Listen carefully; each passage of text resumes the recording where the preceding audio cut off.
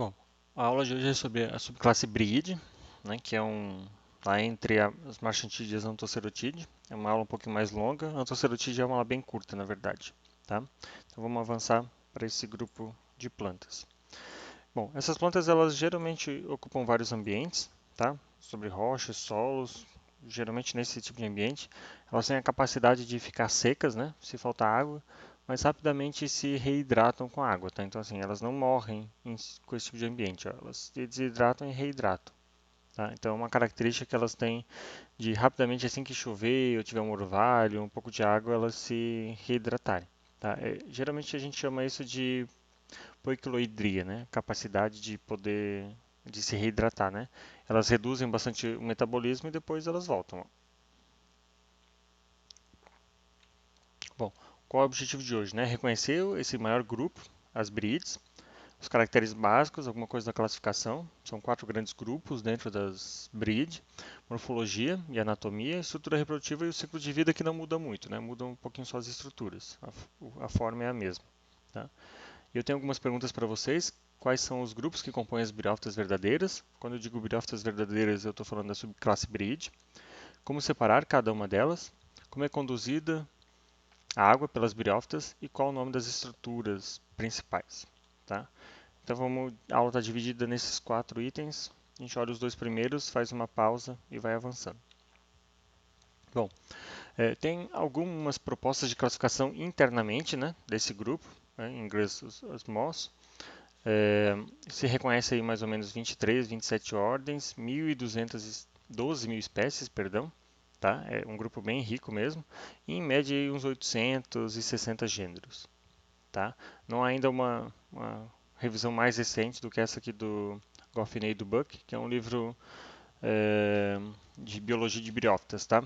É, e falta, como eu falei, uma classificação mais profunda das briófitas como um todo, né? Desses três grandes grupos, tá?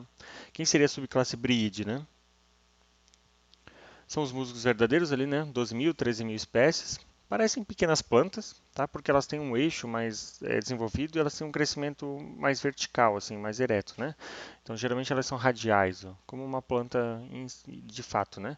E raramente são dorsiventrais, como são as hepáticas folhosas ou talosas, como a gente viu, tá?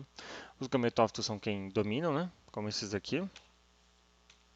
Elas geralmente vão estar em ambientes úmidos, né? Como eu falei, no solo, sobre rochas, troncos de árvores, tá? Podem formar grandes manchas de vegetação, tá?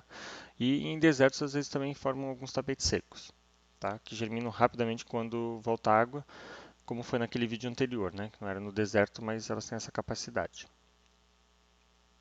Tá? O que, que a gente tem de estrutura, né? Os rizóides aqui são pluricelulares, é um resumão das características.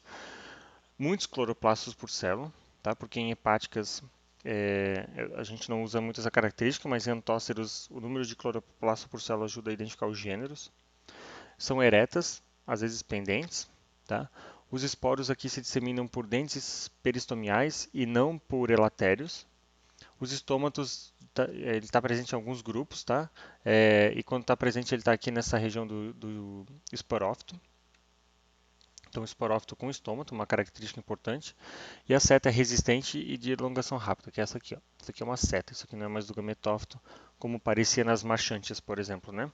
Então, o que que a gente tem aqui? O gametófito, a seta, aqui está o esporângio aqui dentro, né? Com essa cápsula, tá?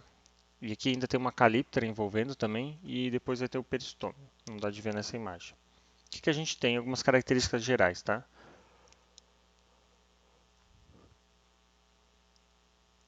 Mais prostradas aqui, ó. Essa aqui é um pouco mais ereta. Os filídeos são muito importantes para a identificação taxonômica, então tem que fazer corte anatômico, basicamente de todas elas, para olhar o formato das células. Estão vendo aqui, ó? Aqui onde tinha uma costa mais desenvolvida, aqui não tem costa tão evidente, tá? Aqui o formato das células é outra característica importante para identificar os filídeos, né? Em esfagno com um monte de células vivas e mortas, como a gente vai ver, nos demais grupos isso não existe. Às vezes tem alas, tá? Então tem essas estruturas presentes aqui, aqui, essas aqui, ó, tá? Aqui, ó, esse conjunto aqui diferente de células, tá? Aqui um outro conjunto diferente de células, aqui um conjunto diferente de células, aqui ele avança, né? Então o formato dessas células marginais ou alares é importante para identificar os gêneros. Então tem que fazer lâmina para identificar a espécie de briófita, tá? Não tem escapatória. Às vezes tem essas estruturas, né, as paráfilas nos caulídeos, tá? Parecem tricomas ou escamas. Aqui a gente consegue ver os cortes, um corte anatômico, né? Então, básico aqui de um caulídeo. Não tem muita estrutura aqui, não é xilema e floema, a gente vai falar dele mais adiante. Aqui a ramificação deles.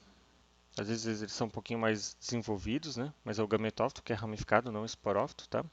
E os rizóides às vezes têm gemas junto, tá? Então a gente arranca às vezes a briófita, né? Mas embaixo ficaram as gemas para ela se reproduzir.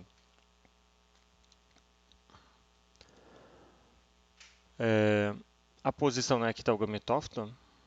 Às vezes a seta é curta, às vezes ela é bem alongada e parte da base, às vezes ela parte aqui do ápice, né?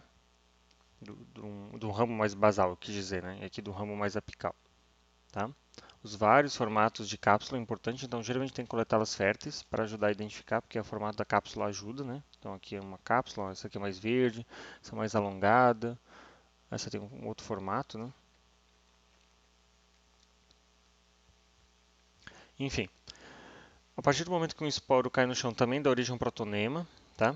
Esse fiozinho aqui, ó, parece uma alga, tá? Então isso aqui foi originado de um esporo e onde ele começa a se multiplicar, isso aqui é um gametófito jovem, tá? Isso vai dando origem a um gametófito no futuro. Aqui, ó, parecem algas, né? Aqui estão corados, tá? Por isso que está azul, não é azul naturalmente. Então essa estrutura começa a germinar e de repente ele dá origem, né? Com uma parte delas começa a se diversificar e se multiplicar para dar origem ao gametófito em si.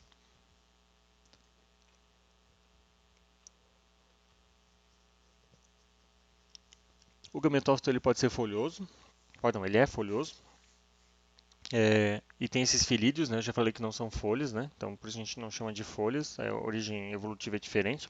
Que são essas expansões laminares com parênquima fotossintetizante, né? Uma frase bonita. E geralmente eles são helicoidalmente distribuídos, né? Então eles estão totalmente distribuídos e não tem aqueles lobos ou lóbulos, tá? E tem um caulídeo que tem hidroma e leptoma, que são os tecidos que conduzem água e nutrientes aqui dentro. Depois eu vou mostrá-los em mais detalhes. E tem os rizóides, tá? Multicelulares, que é o que separa das hepáticas, por exemplo, tá? No caulídeo, então, como eu falei, tem leptoma e adroma. O leptoma e o adroma são os tecidos, que são compostos das células chamadas hidróides e leptóides. Hidróides é fácil, né? Transporta água. Leptóides transportam nutrientes, tá? Os hidróides são mais internos, né? Então aqui está o adroma, esse conjunto dessas células, tá? E por fora estão os leptóides, tá? Que transportam nutriente cercados de parênquima, ok? Isso aqui não tem lignina, então isso aqui não é lenhoso. Aqui de novo, aqui os hidróides, aqui no meio, e aqui o leptóide, ok? Os hidróides eles são mais alongados, né? Permeáveis à água, dá para ver, né? São mais gordinhos. E os leptóides eles vão conduzir nutrientes, né? O alimento da planta, tá? E vão estar ao redor. Aqui, ó. De novo, aqui, ó. Os hidróides, os leptóides. Aqui tem parênquima, né? Aqui, ó, mostrando outro corte. O filídeo, ele está aqui ao redor do caulídeo, tá? Ele pode ter essas células coletoras na margem. Isso aqui ajuda a capturar água, tá? Da chuva, enfim. Então essas estruturas ajudam a conduzir água para dentro das folhas. É uma camada de espessura de célula, exceto na costa, quando ela está presente. Tá? Aqui está de uma costa, aqui também tem uma costa, aí tem mais de uma camada de célula. Tá? E essa costa ela pode ser simples, estão vendo aqui, ó, só esse fiozinho aqui, ó. Então essa é uma costa simples. Ela pode ser bifurcada aqui, ó. Nesses dois casos ela é decorrente. Vocês já vão entender o que é decorrente, porque na escorrente ela passa. Esse aqui é o gênero Polytrichum, ele é bem comum aqui nos nossos barrancos aqui da região. O que vocês estão vendo aqui na verdade é a costa, tá? Porque olha aqui, ó, isso aqui é a costa. Ela passa do tecido e a folha é só essa folha, esse pedacinho branco aqui ao redor, tá? A gente vai ver na aula prática. Então, isso aqui tudo é costa. Ela é escorrente porque ela passa o tecido laminar. Tá? Então, isso que vocês veem basicamente é costa, ou seja, são várias camadas de célula e elas que fazem fotossíntese. Tá? Então, essa é a morfologia geral das bride como um todo.